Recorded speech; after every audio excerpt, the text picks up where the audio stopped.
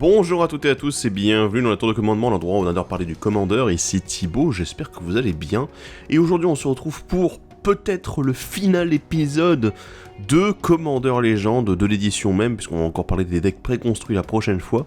Mais aujourd'hui on va parler de Commander Legends et on va s'intéresser notamment à toutes les rééditions de cette édition. Avant toute chose, on va passer par la phase de pub, je tiens à vous le rappeler, vous pouvez nous suivre sur les réseaux sociaux, sur Facebook, Twitter, Instagram, vous avez notre adresse mail pour nous contacter, donc voilà, je vous invite à aller nous suivre là-bas, parce que vous allez avoir toutes les news concernant les vidéos, les lives également qui sont faits très régulièrement, et d'ailleurs je tiens à le dire, actuellement sur notre chaîne Twitch, tous les jours, on ouvre 6 nouveaux boosters de Commander Legends pour créer un nouveau pack d'avant-première, un pack de scellés, et je joue en plus contre les gens qui le souhaitent, et qui sont disponibles derrière sur le Discord, donc voilà, on a déjà pu faire quelques journées comme ça, et je vous invite à nous rejoindre maintenant. En plus, pourquoi pas, voilà, faire tâter un petit peu de Commander Legends, voir qu'est-ce qu'on ouvre, qu'est-ce qu'il y a de bon là-dedans, et qu'est-ce que nous réservent les boosters comme surprise, bien sûr. Je tiens à le repréciser parce que c'est d'actualité, mais nous sommes toujours à la recherche de nouveaux decks évaluateurs, les candidatures sont toujours ouvertes, je vous invite à aller voir cette vidéo-là, pour pouvoir candidater. Voilà, si vous êtes intéressé, si vous êtes prêt à venir évaluer, à apporter votre expérience pour évaluer les decks, pour évaluer un petit peu les stratégies qui existent dans le Commander et qu'on puisse avancer ensemble. Je tiens également à remercier tous nos tipeurs, puisque c'est grâce à eux que cette émission peut continuer, que toute la chaîne peut tenir, puisque voilà, on a investi de l'argent dans le matériel, et voilà, et des cartes, voilà, et du matos, tout ça. Eh bien, merci à nos tipeurs de pouvoir soutenir la chaîne de cette façon-là et de nous aider à continuer tout ça. Et aussi, si vous voulez les rejoindre, c'est sur Utip et sur Tipeee que ça se passe, contre différentes contreparties. En tout cas, merci à eux, merci infiniment. Merci pour leur générosité qui, quand même, elle dure, hein. Pour certains, ça fait depuis le tout début, là, depuis plus d'1 an qu'ils nous suivent. Donc, ouais, merci à eux. Bref, aujourd'hui on va parler des rééditions dans Commander Legends, parce que oui, il y a quand même la moitié de l'édition actuellement qui est composée de rééditions, si on ne compte pas bien sûr les decks Commander dont on parlera la prochaine fois. Moi je vais vous parler ici uniquement de ceux qu'on trouve dans les boosters, bien sûr, mais je pense qu'on doit faire un petit disclaimer avant, parce que techniquement en réédition, il y a un type de carte dont je pourrais parler, mais je pense que je vais nous sauver un petit peu de temps, voilà, hein, on va éviter de trop en parler. Ce sont les commandants qui sont réédités. Alors les commandants réédités, en fait, ce sont tous ceux qu'on appelle les Etched Foil, dans la langue de Shakespeare. Et en fait, les Etched Foil, qu'est-ce que c'est ? Ce sont en fait ces cartes qui sont rééditées avec une frame un petit peu spéciale, c'est-à-dire le contour est un petit peu différent, et surtout il est foil. Alors, donc du coup, techniquement, tous les nouveaux commandants ont eu le droit à ce traitement, mais également tous les anciens qui sont réédités, mais qui ne sont réédités que de cette manière-là. Alors qu'est-ce que ça veut dire ? Parce que là, voilà, vous êtes perdu peut-être. Je vais vous rappeler un petit peu comment fonctionnent les boosters de Commander Legends, les boosters de base bien sûr. Et bien dedans, vous avez 2 légendaires en fait qui sont garantis, voilà, ça peut être 2 légendaires Unco, 2 légendaires rares ou mythiques, voilà, un mélange des deux. Et en fait, ce sont les nouveaux commandants que vous aurez systématiquement là, à ce spot-là. Ensuite, vous avez une rare qui est non commandant, et ensuite vous avez une foil. Alors les foils généralement, voilà, ce sont des communes, des unco, du set, etc. Mais par contre, quand c'est un commandant, ça devient une etched foil. Oui, donc du coup la etched foil avec le cadre alternatif, donc comme on avait eu pour Derevi, qu'on a nous-mêmes révélé. Et du coup, ces Etched Foil, en fait, elles ont autant de rareté qu'une mythique foil. Généralement, là, bon, les statistiques qu'on a actuellement, parce que certains ont déjà ouvert leur boîte, bien sûr, c'est que généralement, il y en a 1 ou 2 par boîte de 24 boosters. Donc voilà, ça veut dire 1 tous les 12 boosters à peu près, voilà, si on en croit à peu près les statistiques. Donc, globalement, la rareté est assez élevée sur ces cartes-là. Donc du coup, tous ces anciens commandants qui sont réédités, je ne vais pas vraiment en parler, parce que déjà dans le détail, il y en a quand même beaucoup, puisqu'on en a un pour chaque combinaison tricolore, on en a plusieurs pour les combinaisons bicolores, puisque du coup ce sont tous les partenaires de Commander 2016 qui sont réédités. Donc voilà, c'est assez intéressant, mais globalement je vais résumer un petit peu mon avis global sur toutes ces cartes. C'était intéressant de les voir revenir parce que dedans, en fait, on a de vieux commandants, on a des commandants de Commander 2013 qui sont réédités, on a des commandants de Commander 2016, les partenaires qui certains valaient extrêmement cher. Donc du coup, si vous avez la chance de pouvoir mettre la main dessus, de tomber dessus, c'est déjà une très bonne chose. En plus, elles sont vraiment jolies, voilà les Edged Foil, pour en avoir vu quelques-unes, elles sont assez jolies. Donc voilà, c'est une assez bonne chose qu'on ait pu rééditer ces commandants-là. Aussi, pour ceux qui auraient vraiment envie d'avoir ces commandants-là, en fait, dans les boosters collector, vous avez des Edged Foil qui sont garantis. Vous en avez au moins 2.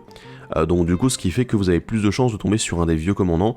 Mais après, ce sont les boosters collector, bien sûr. Hein, ça, ils ne sortiront que en fin de semaine ici, de la semaine prochaine. Donc du coup, je vous avoue que voilà, le prix n'est pas le même non plus, mais vous avez plus de commandants garantis, vous avez des foils supplémentaires, enfin bon... Si vous êtes vraiment intéressé par Commandant Legends et par la collection de ces vieux commandants, peut-être que c'est la solution pour vous. Sinon, voilà, vous pouvez avoir la chance de tomber sur l'une d'entre elles.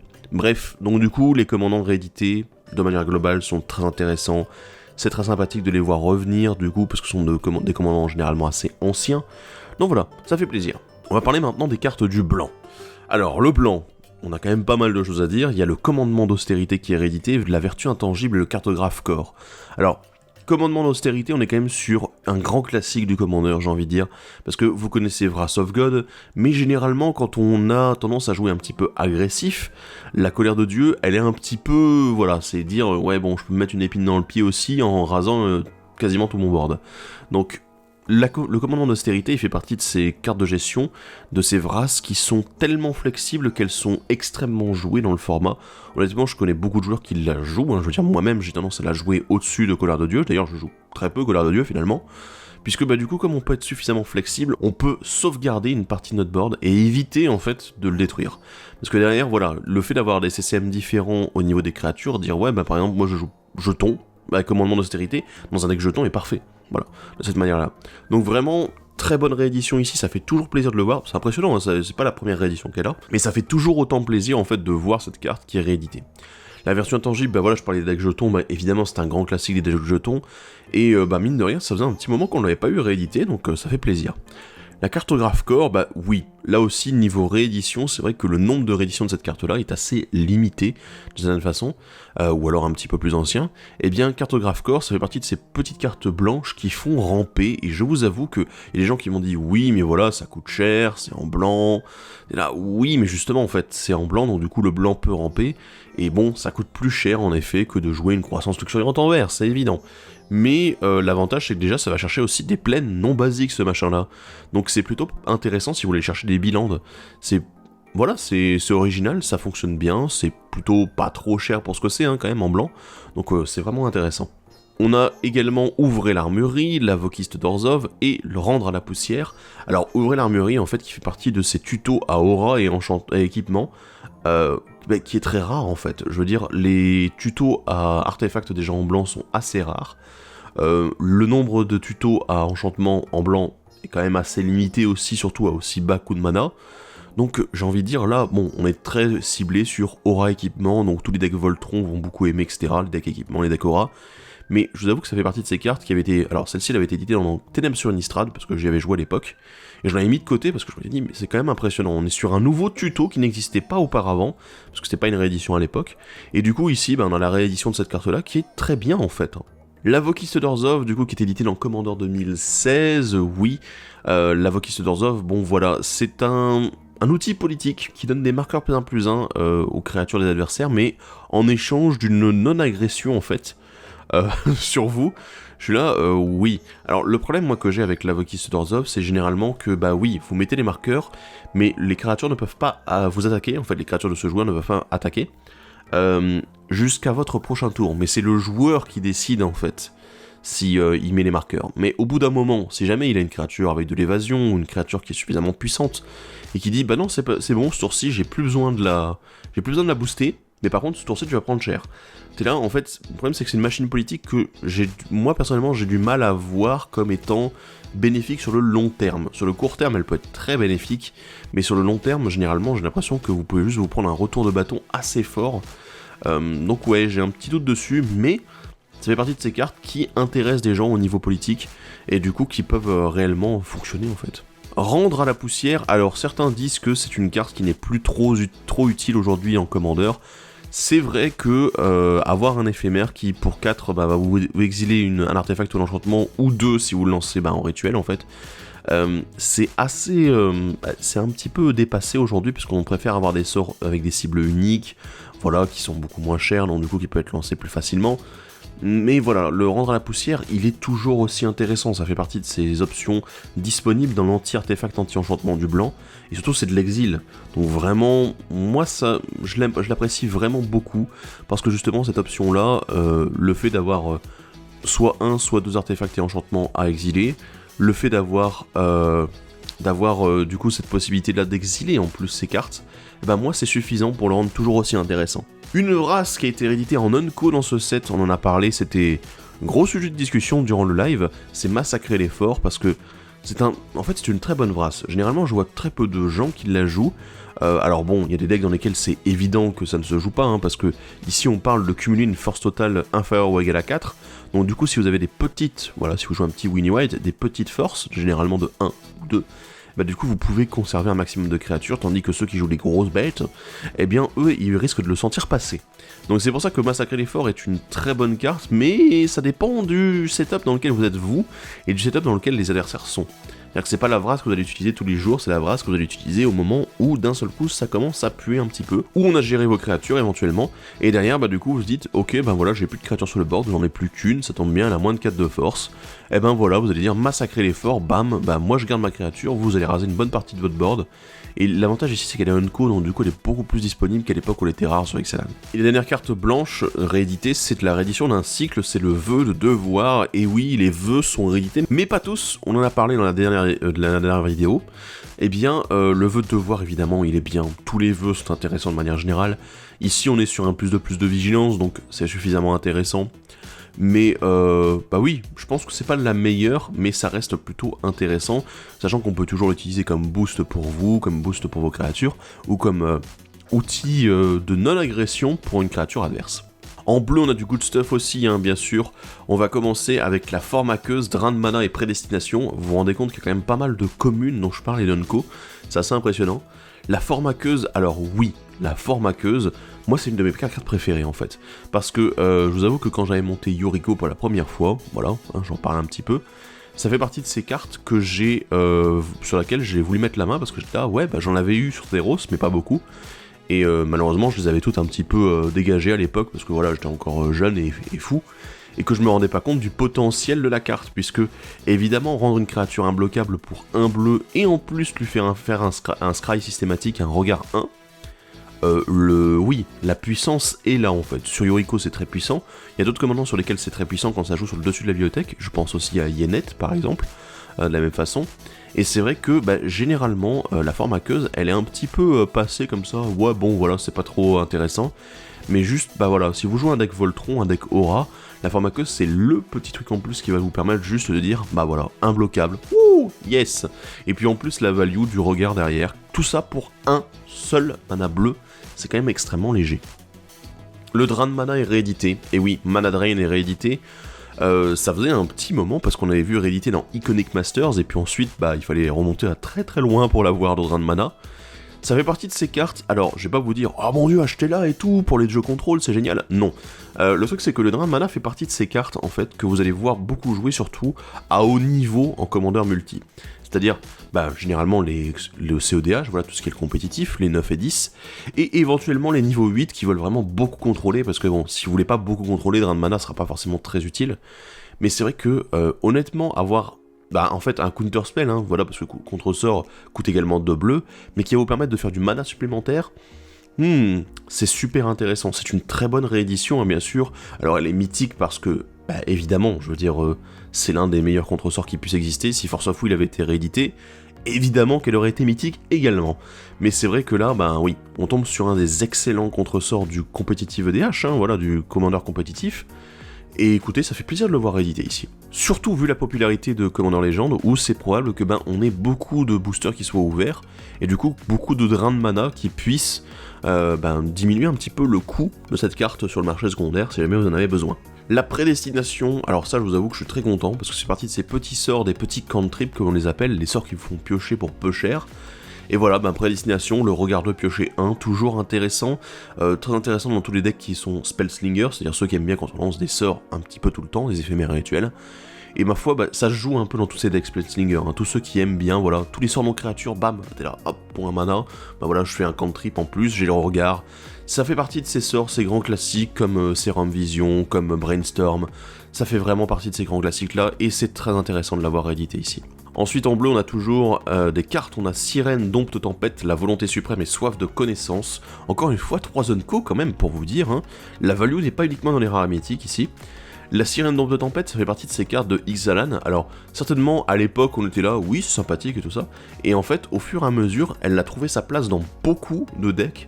En fait, juste parce qu'elle a cette protection sur elle qui permet juste de la sacrifier pour vous protéger ou protéger une de vos créatures. Ce qui est largement suffisant, surtout quand vous avez un commandant qui, généralement, a tendance à attirer la haine un petit peu. Et voilà, on est dans la pure logique du bleu avec, ah tiens, je vais contrecarrer le sort, tout ça. Et c'est une capacité activée, donc du coup, il n'y a pas beaucoup de réponses possibles, en fait, contre ce genre de capacité. Donc vraiment très intéressant, et en plus c'est un early drop, c'est du vol, enfin bon, il y a beaucoup de bonnes choses dessus. La volonté suprême, en parlant de contre-sort, là on est sur un contre-sort extrêmement flexible, hein.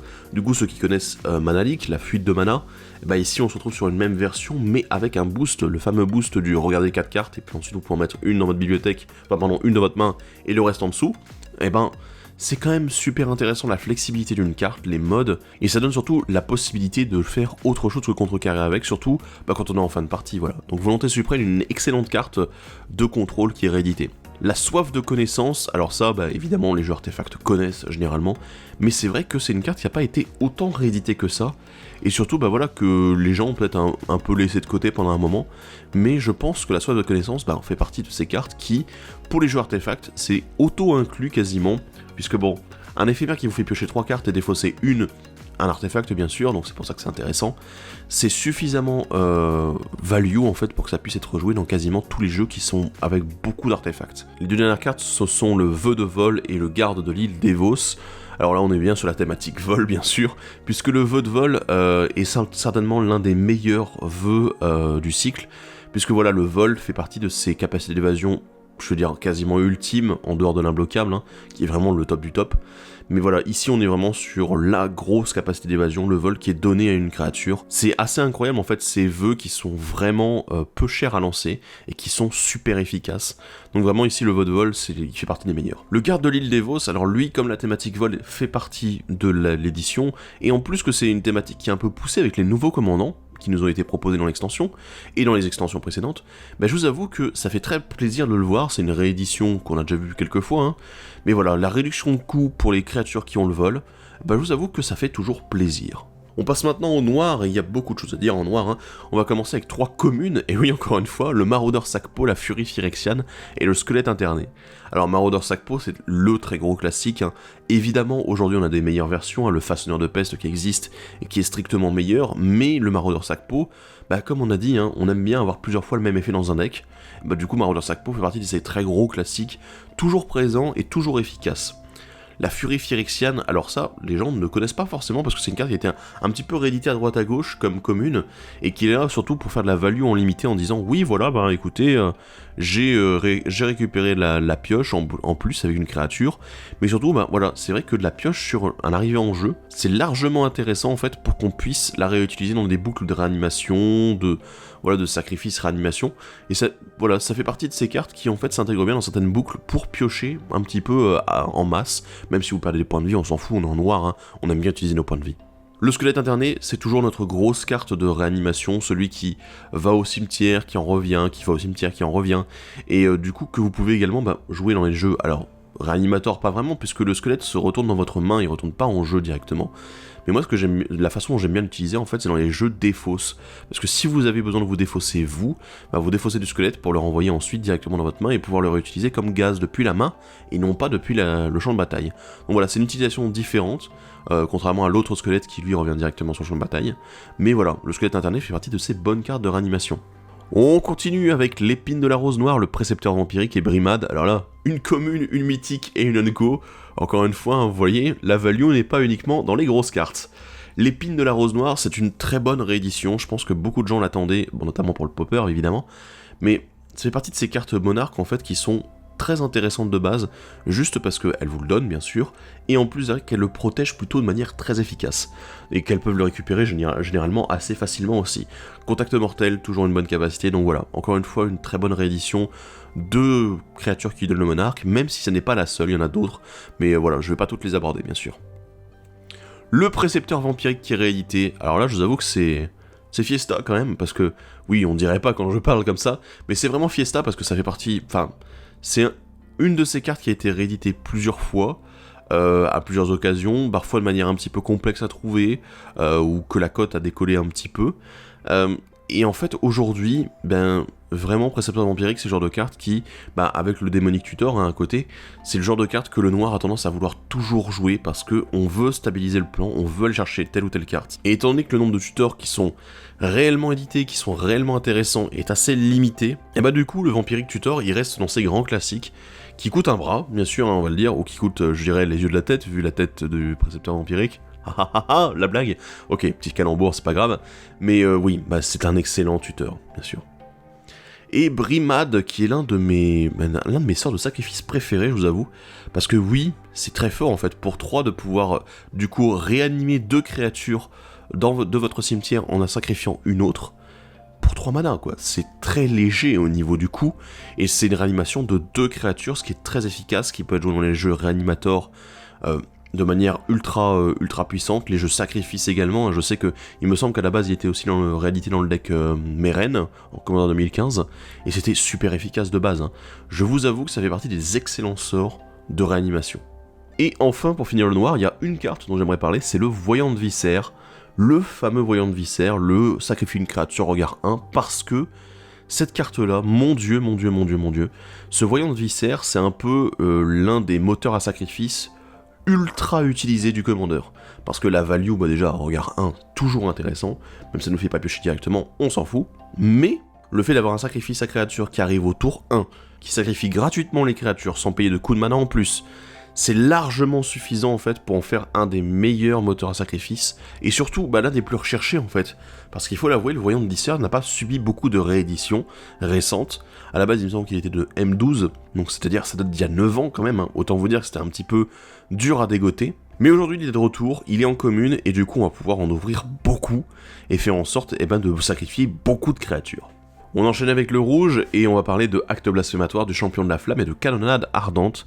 Acte Blasphématoire, j'ai envie de dire, c'est un très grand classique, vous le connaissez, ça a été réédité plusieurs fois, mais ça fait toujours autant plaisir de le voir dans une édition, parce que, bah en Commander c'est vachement joué en fait. Donc si vous en avez besoin, ici il est réédité, une des meilleures Vras du rouge disponible, donc oui, ça fait plaisir.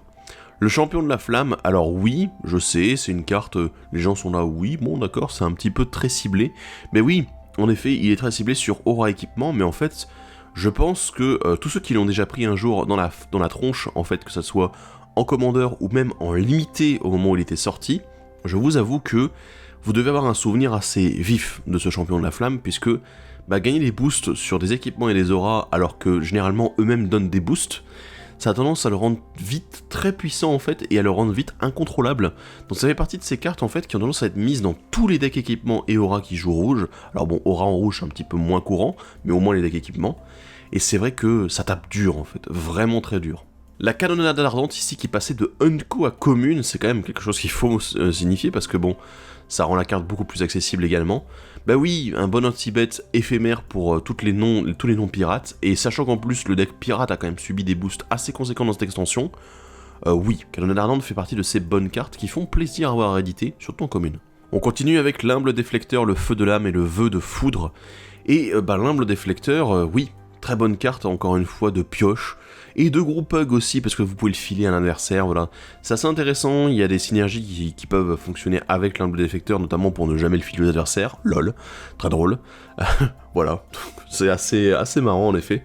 Mais bon, ça fait partie de ces super cartes de pioche, hein. Je veux dire, piocher 2 cartes en rouge, t'es là, ouais, c'est nickel. Le Feu de l'âme, alors oui, c'est une carte qui a un petit peu, voilà, qui a besoin d'être dans un setup particulier, notamment dans un setup où vous avez des grosses bêtes, et vous avez pourquoi pas un gros commandant, voilà, qui peut infliger sa force à n'importe quelle cible. Ça peut être pas mal pour tuer l'adversaire, ça peut être un one shot, voilà. Mais si vous avez un gros commandant, je pense que généralement il a tendance à jouer Feu de l'âme. Et on finit le rouge avec le vœu de foudre, bien sûr. Vœu de foudre, alors ici, qui lui donne l'initiative en plus de plus de plus 2. C'est intéressant, je vais pas dire le contraire. Mais c'est vrai qu'encore une fois, les capacités d'évasion, le bleu est au-dessus, hein, il faut le dire. Puisque l'initiative donne une bonne capacité de combat. Mais voilà, il faut voir un petit peu comment ça se passe. Mais c'est encore une fois un très bon vœu. On passe maintenant au vert avec le juge des façonneurs d'armure, les elfes cordéliens et la perspicacité du chasseur. Alors le juge des façonneurs d'armure, cette carte de Kaladesh du coup qui va nous faire piocher. Bah oui, un bon moteur de pioche en fait pour tous les jeux marqueurs +1+1. Donc je vous avoue que oui, ça fait partie de ces cartes qui, de manière utilitaire, sont généralement assez présentes dans ces decks là. C'est pas forcément des gros staples, mais ils sont là parce que ils peuvent donner un bon bonus qui fonctionne avec notre deck, notre stratégie marqueur +1+1. Et ben écoutez, ça fait plaisir de le voir réédité ici. L'elfe cordélien, alors là, on va prendre 2 secondes pour apprécier cette réédition parce que ça fait tellement longtemps, mais tellement longtemps que cette carte n'a pas été rééditée. Elle avait été rééditée dans le From the Vault 20, et avant en fait elle datait du bloc Ice Age. Du coup ça date de vraiment très longtemps, autant vous dire, hein, l'édition normale de cette carte. Et le From the Vault 20 étant un truc qui coûte là une blinde, autant vous dire que voilà, pour le récupérer c'était un petit peu compliqué. Donc oui, l'elfe cordélien, c'est un très bon elfe. Alors vous allez me dire, mais attends, mais c'est juste un elfe de Yanovar. Oui, mais c'est un autre elfe de Yanovar, donc du coup c'est fort. Parce que là, on aime toujours avoir des versions différentes des cartes. Donc du coup voilà, maintenant vous avez votre elfe mystique, vous avez votre elfe de Yanovar, vous avez votre elfe cordélien en bonus. Voilà, et vous pouvez jouer aussi Birds of Paradise, voilà, si vous voulez. Mais du coup, le fait d'avoir cette réédition-là d'un elfe qui est un elfe très basique, j'ai envie de dire, voilà, c'est l'elfe à mana comme on le connaît depuis des années, quoi. Le fait de l'avoir réédité et dire voilà, on vous remet en avant cet elfe-là que vous avez aimé, que vous aviez envie de jouer, mais qui était si ancien que c'était difficile de l'obtenir, et voilà, il est là, et ça fait plaisir. La perspicacité du chasseur, alors, c'est quand même assez dingue. Cette carte de M12 à la base, elle n'avait pas été rééditée depuis, depuis 2011. C'était quand même assez dingue, donc l'édition originale datait quand même un petit peu. Et cette année, on a eu une réédition dans Commander 2020, celui d'Ikoria, on a une réédition dans Jumpstart, et on a une réédition dans Commander Legend. Et je pense que c'est une bonne chose, parce que c'est une très bonne carte du vert. Voilà, comme je vous l'avais dit, hein, voilà, le fait d'infliger des blessures de combat qui vous fait piocher, c'est quand même assez dingue, surtout que c'est piocher autant de cartes. Donc une excellente carte, un excellent éphémère ici, encore une fois pour la pioche, pour le vert bien sûr, et ça fait plaisir, ça fait vraiment très plaisir. Les 3 suivantes, ce sont Magistrat Immaculé, Parfaite Impérieuse et Sage du Reboisement, des elfes, et oui, beaucoup d'elfes. Magistrat Immaculé, bon, ça fait partie de ces cartes du jeu elfe qui commencent à être jouées, voilà. Je suis pas un grand fan personnellement, parce que j'aime bien les jeux elfes, mais je ne suis vraiment pas un grand fan, parce que bon, en fait, ça cible une seule créature, ce qui est un peu dommage, on aimerait bien mettre plutôt un marqueur +1+1 sur chacun de nos elfes. Mais non, bon voilà, ça fonctionne comme ça, c'est pas ma préférée, mais il y en a qui le jouent, donc ça fait partie des rééditions sympathiques de cette édition. La Parfaite Impérieuse, ici, on est sur un Lord classique, voilà, le +1+1 aux autres elfes, mais surtout un créateur de jetons, ce qui fait toujours plaisir, hein, voilà, de pouvoir créer des jetons elfes en bonus. Donc la Parfaite Impérieuse, ça fait partie de ces cartes, oui, qui s'intègrent très très bien dans les jeux elfes. Et bien sûr, le Sage du Reboisement, j'ai envie de dire, c'est un très grand classique maintenant du Commander.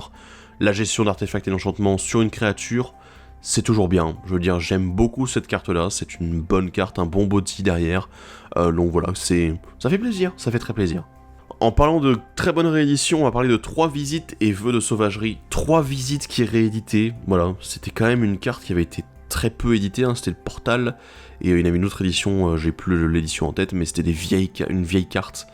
Et en fait, 3 visites, pourquoi c'est aussi intéressant? Parce que vous allez me dire, mais croissance luxuriante, voilà, ça coûte le même prix. Non, en fait, si vous connaissez Nature's Lore, la sapience naturaliste, 3 visites, c'est simplement la même carte, mais avec un autre nom. Et comme on l'a dit tout à l'heure, on aime bien les effets qui font la même chose, les cartes qui font la même chose, et qui ont des noms différents. Voilà, les effets récursifs, ça fait toujours plaisir. Et ici, 3 visites, c'est juste une excellente réédition, et vraiment, merci beaucoup Wizards de l'avoir réédité. Le vœu de sauvagerie, alors celui-ci on est sur l'un des très bons vœux, au même titre que le vœu de vol hein, bien sûr, mais ici qui donne +3/+3 et le piétinement, déjà il donne le boost supplémentaire et il donne un piétinement. Généralement ce qui est suffisamment efficace pour vos créatures ou celles des adversaires et pour tout casser, voilà. On passe maintenant aux artefacts, on en a pas mal dont on doit parler parce qu'il y en a d'excellents, il y a de très bonnes rééditions et surtout il y a quand même pas mal d'artefacts présents dans l'extension pour stabiliser un petit peu les decks. Donc on va parler du cache d'ésotérisme, du cerf bruni, de la sphère du commandant. Bah évidemment, cache d'ésotérisme, je devais en parler parce que c'est la première édition dans des boosters draftables. Ce n'est pas une édition dans les decks préconstruits. Alors après, on a eu un petit aveu de la part de Gavin, qui dit que le cache d'ésotérisme n'aurait jamais dû exister parce que pour lui c'est une carte qui est beaucoup trop puissante, qui s'intègre dans beaucoup trop de decks, bah en fait dans tous les decks, même monocolore. C'est bien le problème. Alors comme il l'a avoué, en fait ils ont dû concevoir cette carte pour le brawl, parce qu'il fallait mettre en avant le brawl, et surtout que le brawl est son caillou à lui. Et du coup, bah, le cache d'ésotérisme est arrivé, et malheureusement, c'est peut-être une des grosses erreurs, mais bah, elle existe, cette erreur, elle sera pas bannie, c'est évident. Et le cache d'ésotérisme, bah, en fait, ça fait partie de ces très bonnes cartes du commandeur dont aujourd'hui tout le monde doit avoir un exemplaire, j'ai envie de dire, pour pouvoir jouer dans les decks. Donc oui, cache d'ésotérisme, ça fait plaisir de le voir réédité ici à fond les ballons. Le cerf bruni, bah, toujours une bonne carte de rampe, hein, j'ai envie de dire, pour tous les decks qui ne peuvent pas jouer vert, qui ne peuvent pas jouer les couleurs où ça rampe. Et bah le cerf bruni il est là, je vous avoue que moi je l'ai beaucoup joué, je le joue encore beaucoup dans mes decks commandeurs, et ça fait plaisir. La sphère du commandant, bien évidemment, mais je veux dire c'est un grand classique, un caillou qui était prévu pour le commandeur, et surtout bah, qui est tellement efficace, que je veux dire c'est un grand classique comme le cache d'ésotérisme maintenant. Et oui, et ça faisait un petit moment qu'on n'avait pas eu de bonnes rééditions, enfin des rééditions en masse un peu de cette sphère du commandant, puisqu'elle avait été éditée dans le Commandant 2014, il me semble, de mémoire, et que, ben voilà, ça faisait partie de ces cartes qui demandaient une réédition un petit peu en masse pour être jouée partout. On continue avec Laidron, Pierre de Rêve, l'inspecteur de la fonderie, la lame du héros. Laidron, Pierre de Rêve, on en a discuté suffisamment durant les lives, c'est la suite du cycle de la Mindstone, voilà la pierre de l'esprit, qui avait été ensuite enchaînée par l'archive d'Aidron, et maintenant Laidron à Pierre de Rêve, qui existait déjà depuis les Eldrazi, hein, voilà tout ça. Et je vous avoue que Aidron de Pierre de Rêve, ça fait partie de ces gros cailloux, qui coûtent cher, certes, mais qui sont des bons gros cailloux. Et généralement, les decks incolores aiment beaucoup, les decks qui veulent faire beaucoup de mana, ils aiment beaucoup. Et bon voilà, ben, Aidron de Pierre de Rêve, il est là. Inspecteur de la fonderie qui est passé de Unco à commune, autant vous dire que vous allez beaucoup en ouvrir. Et c'est pas plus mal, parce que tous les jeux artefacts, généralement, aiment Inspecteur de la fonderie, ils veulent un Inspecteur de la fonderie, et ben ça tombe bien, là vous allez en avoir pour votre argent. Et la lame du héros, alors ça c'est pas forcément une carte que les gens connaissent beaucoup, mais honnêtement moi c'est l'une de mes préférées, puisque la lame du héros, eh bien ce petit boost plus 3 plus 2 qui ne ressemble à rien, c'est juste un plus 3 plus 2, mais en fait qui ne coûte que 2 mana si jamais vous avez une créature légendaire qui arrive sur le champ de bataille ensuite, après avoir posé cette lame du héros, parce que équipement automatique, c'est très fort. C'est très utile quand vous jouez du coup un commandant qui est très Voltron en fait, qui veut attaquer, ou un commandant équipement, pourquoi pas. Ça peut être très très efficace et vraiment juste un plus 3 plus 2 automatique, c'est largement suffisant pour moi pour que ça soit joué en fait en commandeur, et j'ai des decks qui l'utilisent, et ça fonctionne très bien. On continue avec 3 grosses rééditions de cette édition Commandant Legends, c'est le disque de Néviniral, les anneaux d'éclairâtre et le râtelier à parchemin. Oh mon dieu, oh mon dieu. Alors disque de Néviniral, les gens connaissent généralement, c'est un classique, il a été réédité plusieurs fois, et ça fait toujours plaisir de le voir, une petite vrasse sur un artefact, qui en plus est un petit peu voilà, tricky, donc il y a des moyens d'abuser de ce disque de Néviniral bien sûr, mais vraiment très intéressant. Les anneaux d'éclairâtre par contre, il faut quand même le préciser, c'est la première réédition, alors vraie réédition je veux dire, en dehors des inventions etc, des éditions spéciales, c'est la vraie première réédition depuis l'Orwyn de cette carte. Et c'est une carte qui est extrêmement puissante, puisque Anneau d'éclairâtre, on parle quand même de quelque chose qui permet de copier les capacités activées seulement en payant 2 mana de plus. Alors, sachant en plus qu'on a des Planeswalkers qui sont beaucoup présents dans l'édition et dans le format en général, oui, les Anneaux d'éclairâtre fonctionnent également avec les capacités de loyauté des Planeswalkers, puisque ce sont techniquement des capacités activées. Voilà. Ce sont des capacités activées de loyauté, en fait. Donc du coup, l'anneau d'éclairâtre est extrêmement puissant, vu que copier les capacités activées, généralement, c'est une bonne idée.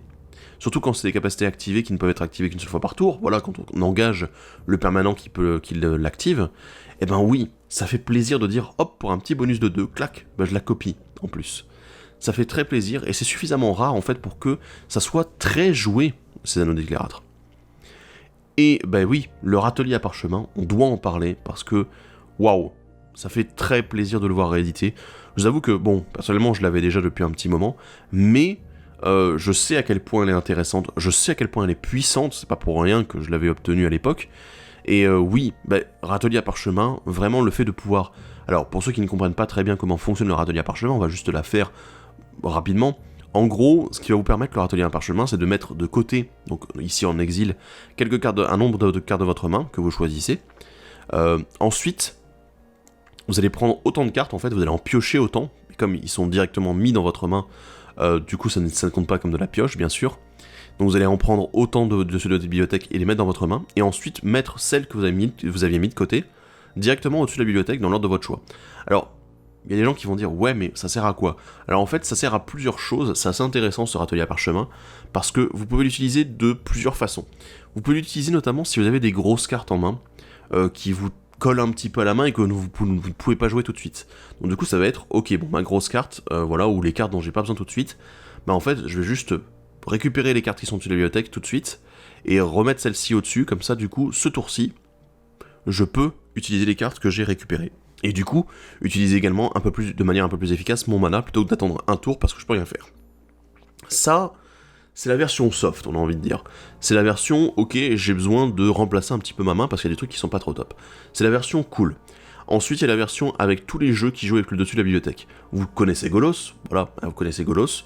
Vous connaissez Yenet, vous connaissez Yuriko, vous connaissez Rashmi.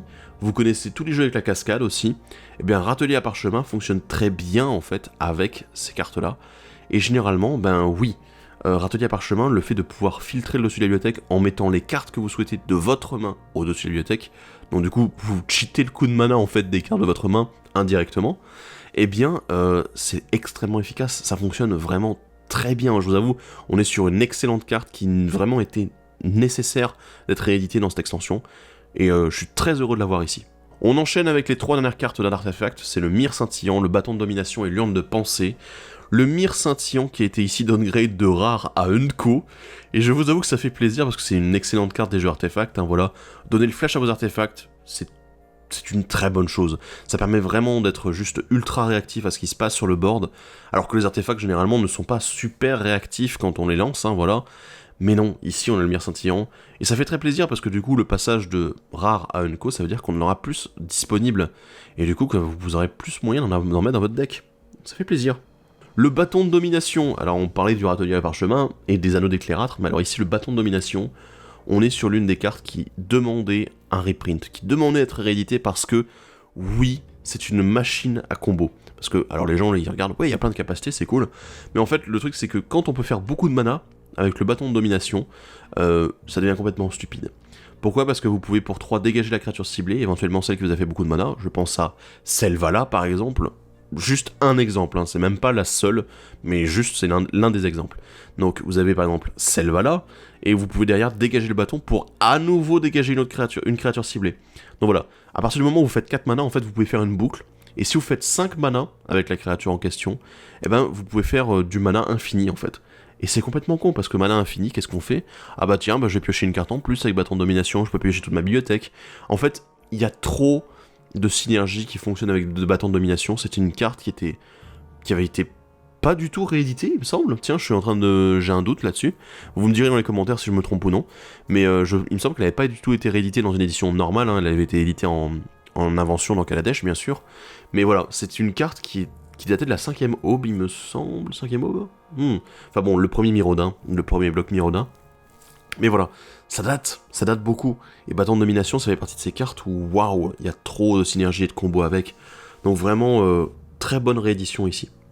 Et enfin, bah, l'Urne de Pensée, très bon caillou. Oui, je parle beaucoup de cailloux dans ces rééditions des artefacts, mais en même temps, bon, les cailloux, c'est un petit peu la logique des artefacts. Mais en même temps, ces cailloux sont vraiment excellents, et ici, l'Urne de Pensée, bah, ça fait partie de ces cartes qui commençaient à coûter un petit peu un bras. Il faut le dire, elles avaient été éditées dans les commandeurs avant tout, hein, dans les decks commandeurs. Et ben oui, je veux dire, bon caillou à 2 qui en plus empêche la limite de main, bah oui, je veux dire, c'est génial. On va parler un petit peu des terrains, on en a 4 dont on doit parler. On va parler des 3 premiers d'abord, le flambeau du commandement, la tour de commandement et le palais d'Opale. Oui, oui, il y a une thématique, hein, il paraît, on sent le commandeur là tout de suite.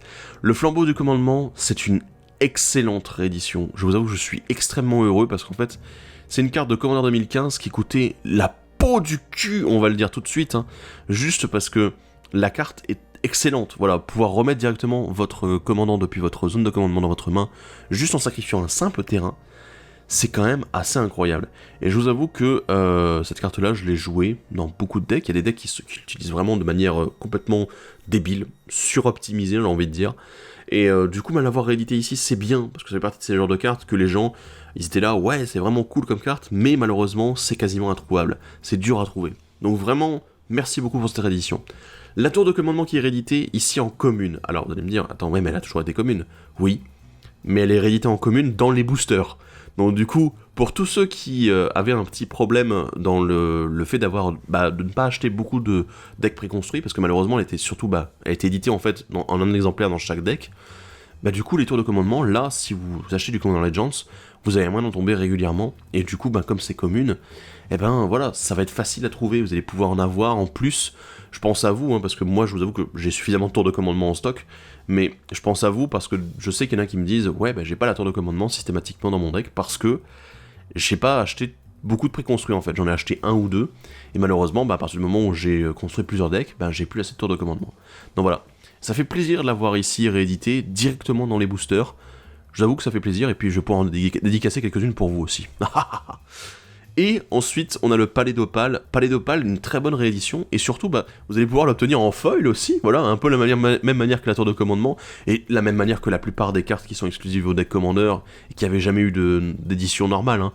Donc voilà, vous allez pouvoir obtenir ces cartes-là en foil, donc généralement, elles vont valoir un petit paquet d'oseille, il paraît.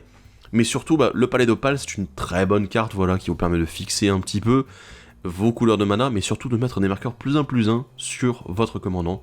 Ça fait plaisir, il y a certains commandants qui, il paraît, ils aiment ça, voilà.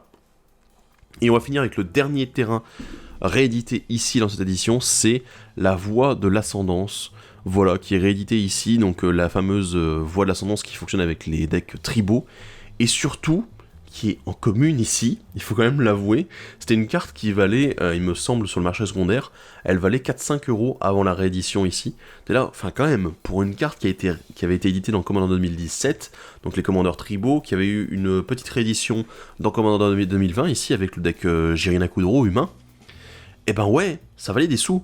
Et du coup, Voie de l'Ascendance réédité ici dans cette extension, ça fait partie de ces terrains en fait qui sont extrêmement joués dans le format, à la manière des 3 autres dont j'ai parlé avant. Donc vraiment, super content de l'avoir réédité ici. Génial. Bref, on est arrivé au bout de toute l'analyse de Commander Legends des boosters, de l'édition de base, sans compter les decks Commander que j'aborderai dans ma prochaine vidéo. Et on va faire un petit résumé. Je vais vous faire un petit résumé assez rapide, ça va prendre quelques minutes. Juste pour préciser un petit peu tout ce que je pense de cette édition, sachant qu'actuellement on est déjà en train de jouer, voilà, j'ai déjà ouvert des boosters, tout ça, de Commander Legends, donc voilà, j'ai pu déjà tester un petit peu l'extension et voir les ouvertures, etc. Je suis ravi. Je pense que de ces dernières années, j'ai parfois été un petit peu déçu par les produits Commander proposés. Je pense notamment à Commander 2019 et Commander 2018 qui étaient un petit peu décevants.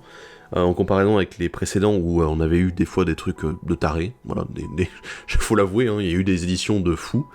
Mais ici on est sur un set qui a été prévu pour le limité, qui est fun à jouer en limité, honnêtement. Je vous avoue, là le CD on l'a testé, c'est cool, même si on sent que y a un potentiel pour le draft qui était là, en fait, où on sent qu'on peut assembler des synergies, mais que avec le CD, comme t'as pas moyen de prendre les cartes dans les boosters et de sélectionner un petit peu plus et d'être plus stratégique, du coup tu sens que tu peux pas assembler vraiment toutes les synergies entre elles.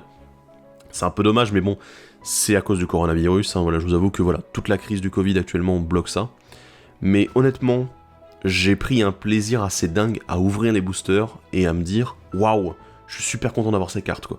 Les communes, les unco, les nouvelles légendaires, les rares et les mythiques qui sont proposés, à chaque fois je suis là, waouh, je suis content. Je suis content d'ouvrir ces boosters, je suis content d'ouvrir ces cartes. Les nouvelles, les anciennes, voir que du coup il y a des rééditions qui sont sympas pour le limiter uniquement, mais pas beaucoup. Je veux dire, la plupart, je vous avoue que j'en ai gardé. Voilà, j'ai mis un stock déjà de côté. Honnêtement, cette édition, c'est un peu le Noël des joueurs du Commander. Je vous avoue que personnellement j'aime beaucoup, même sachant qu'il y a quand même pas mal de cartes dans l'extension que j'ai déjà, que je possède déjà, que j'ai déjà suffisamment d'exemplaires. Je suis là, je suis quand même content d'en rouvrir parce que je me dis, ça me sera toujours utile. Et c'est des cartes qui sont toujours utiles en Commander en fait. Et on retrouve à la fois des nouvelles cartes qui innovent dans le Commander, qui vont proposer de nouvelles directions, des nouvelles idées, des trucs qu'ils auraient jamais osé ailleurs parce que ça aurait pas été possible. Et du coup ça fait vraiment plaisir.